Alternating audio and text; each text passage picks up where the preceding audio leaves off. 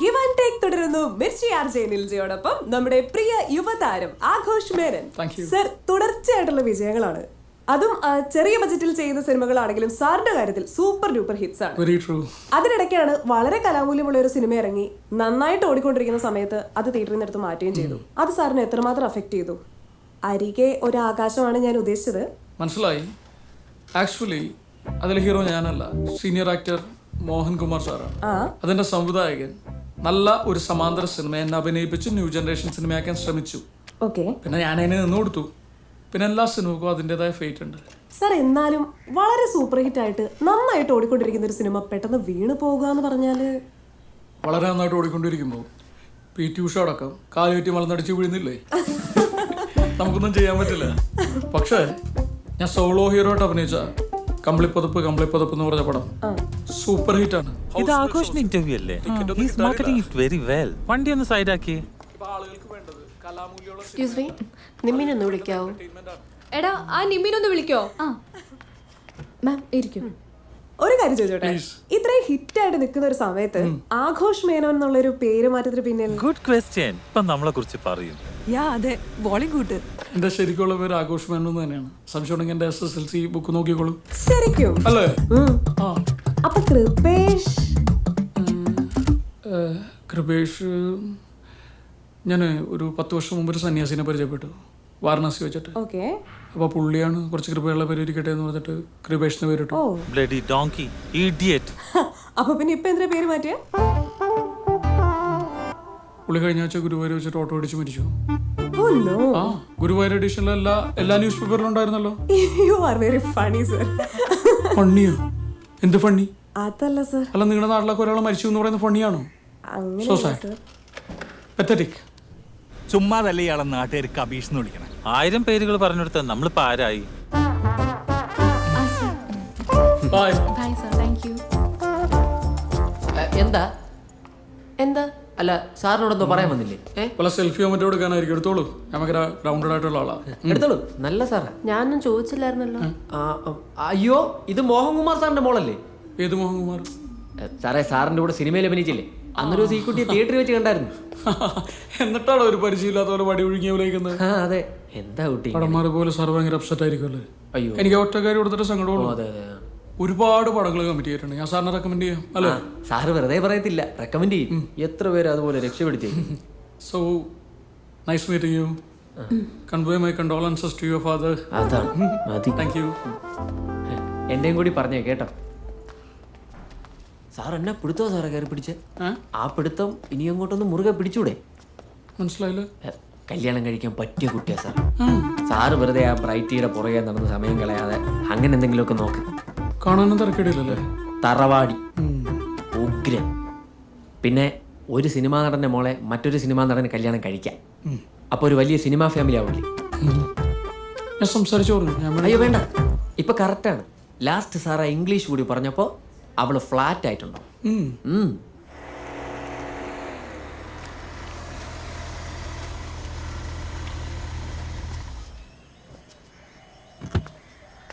നമസ്കാരം. ആരേത്? Super hit സിനിമകൾ മാത്രം എടുക്കുന്ന യങ് ചാമ്പ് പ്രൊഡ്യൂസർ. ഇവിടേക്കുള്ള വഴി അറിയാവുന്നതായിരിക്കും. എന്റെ പൊന്നെണ്ണ പുതിയ വല്ലോണ്ട് പറ. ഇങ്ങോട്ടിരിക്കാം. പ്രകാശനം പറഞ്ഞറിഞ്ഞായിരുന്നു. എന്ത്? മറ്റേ നാഷണൽ അവാർഡിന്റെ കാര്യം അയച്ചിട്ടുണ്ട്. ഇത്തവണ കിട്ടുവണ്ണ. അണ്ണൻ അതിനുള്ളതൊക്കെ അഭിനയിച്ചു വെച്ചിട്ടുണ്ട്. അണ്ണനിട്ട് പണിതവരുടെയും തഴഞ്ഞവരുടെയൊക്കെ അണ്ണാക്കിലിട്ട് അമിട്ട് പൊടിക്കുന്ന പോലെ ഇരിക്കും. അയ്യോ സ്വാമി ശരണം. ഈ അവാർഡ് കിട്ടുമ്പോ അണ്ണൻ നോക്കൂ. അണ്ണൻ ഞാൻ പിന്നെ വന്ന കാര്യം പറയാം. വരുന്നതിന്റെ പിന്നത്തെ ഞായറാഴ്ച എന്റെ പടത്തിന്റെ 100ാം ദിവസം സെലിബ്രേഷനാണ്. അണ്ണനും ശ്രീകുട്ടിയും വരണം. പിന്നെ മെയിൻ ആയിട്ടുള്ള കുറച്ച് പേർക്ക് മെമന്റോയും കൊടുക്കണം, ആശംസയും പറയണം. എന്തിനാ ചിരിച്ചത്? അല്ല, ഇത്രയും കാലം ഞാൻ ഇവിടെയൊക്കെ തന്നെ ഉണ്ടായിരുന്നു. ഇങ്ങനെ ഒരു പരിപാടിക്കും എന്നെ ആരും വിളിച്ചിട്ടുമില്ല, ഞാനൊന്നും അറിഞ്ഞിട്ടുമില്ല. അണ്ണാ, സിനിമയില് നമ്മൾ ഇപ്പൊ എന്താന്നുള്ളതിനല്ലേ പ്രസക്തിയുള്ളൂ. കഴിഞ്ഞ കാലമൊക്കെ പറഞ്ഞോണ്ട് കുറെ പേര് ഇരിപ്പുണ്ട്. അണ്ണൻ അങ്ങനെ ആവല്ലേ. ഇത്തരം പരിപാടികൾക്ക് വരുമ്പോഴാണ് നമ്മൾ ലൈവായിട്ടുണ്ടെന്ന് ആൾക്കാർ അറിയൂ. നമ്മളായിട്ടുണ്ടാക്കാതെ നമുക്ക് ഒരു കളറും സിനിമ തരത്തില്ലെന്ന്. ശരിയാ, ഞാൻ വരണ. അതാണ്.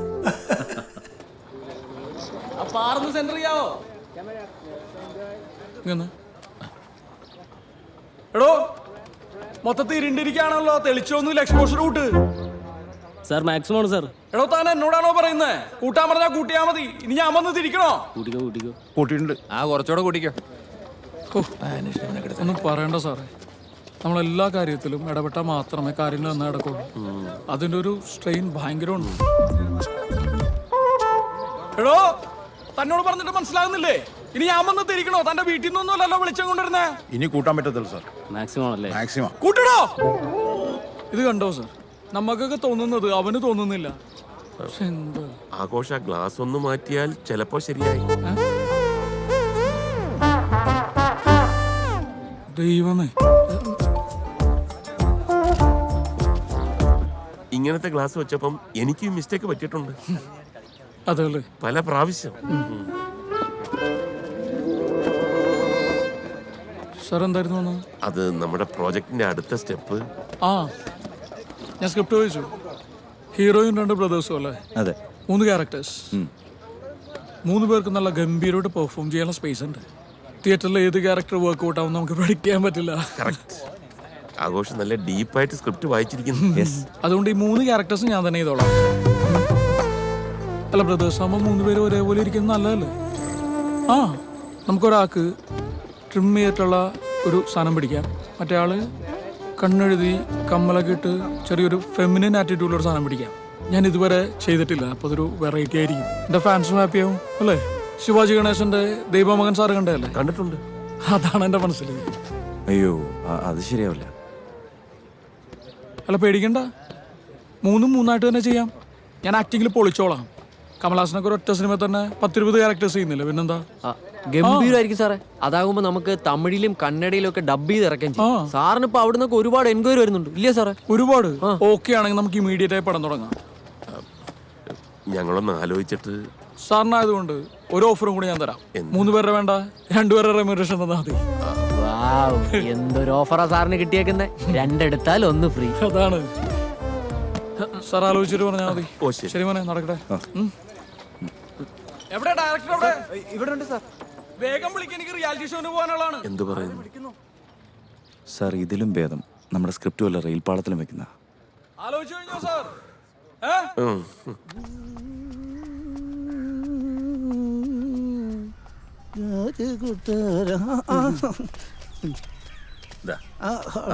ഇത് വെള്ളമടിച്ച് കളയാനല്ല. അയ്യോ, മദ്യം കൈകൊണ്ട് തുടരല്ല സാറേ. 4 വർഷമായി.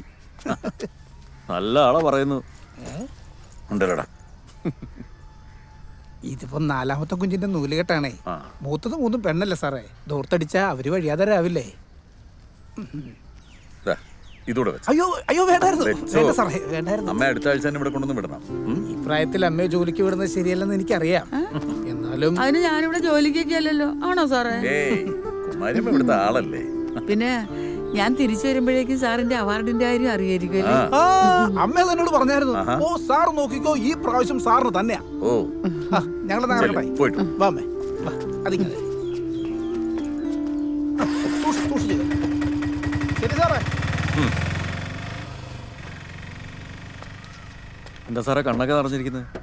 ഏയ്, കുറച്ച് ദിവസത്തേക്കാണെങ്കിലും കൂടെ ഉള്ളൊരു യാത്ര പറഞ്ഞു പോകുമ്പോ ഒരു വിഷമം. ഇതെന്താടാ ഒരു കവറ്? അയ്യോ, ഞാൻ മറന്നുപോയി. സാറ് കുളിക്കാൻ കയറിയപ്പോൾ ഒരു കൊറിയർ വന്നിട്ടുണ്ടായിരുന്നു. കൊറിയറോ? എനിക്കോ? ആ. മോഹൻകുമാർ സിനി ആക്ടർ. എനിക്കാരടാ കൊറിയറൊക്കെ അയക്കുന്നത്? ഫ്രം അഡ്രസ് ഒന്നും വെച്ചിട്ടുമില്ല.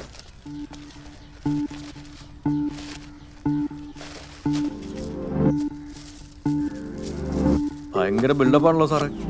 കൊറിയർ അയക്കുന്നതിനേക്കാൾ പ്രയാസമാണ് അതൊന്ന് പൊട്ടിച്ചെടുക്കാൻ. മൊബൈൽ ഫോൺ ആയിരിക്കും.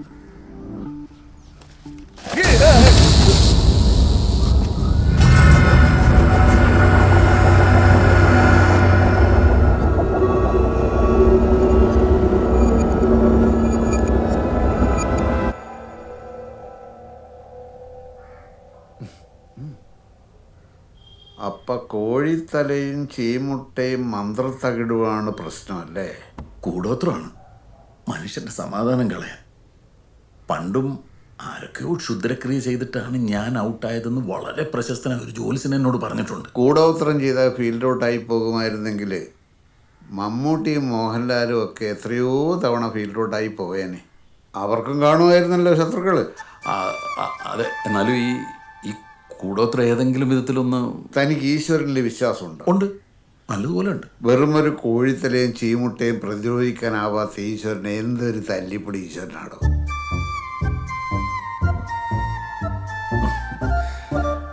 അത് ശരിയാ. തന്നിലെ കാർമേഘം പാതി പെയ്തൊഴിഞ്ഞ പോലെ തോന്നുന്നു. ഒരു പദവി, അംഗീകാരം തന്നെ തേടി വരുന്നത് പോലെ. അത് തന്നിലേക്ക് എത്തിയാൽ താൻ പിന്നെ പുതിയൊരാൾ പിടിച്ചാൽ കിട്ടില്ല. എന്തായി തൻ്റെ പാട്ട് പരിപാടി? നന്നായിട്ട് പോകുന്നു ബ്രദർ. നാളെ ഷൂട്ടുണ്ട്. നാളെ പാട്ടല്ലല്ലോ, ഡാൻസ് അല്ലേ? അതെ. ഇപ്പൊ പാട്ടുകാരനാവണമെങ്കിൽ ഡാൻസും കളിക്കണമല്ലോ അല്ലേ? പക്ഷെ ഡാൻസുകാരനാവണമെങ്കിൽ പാട്ട് പാടണ്ടേ?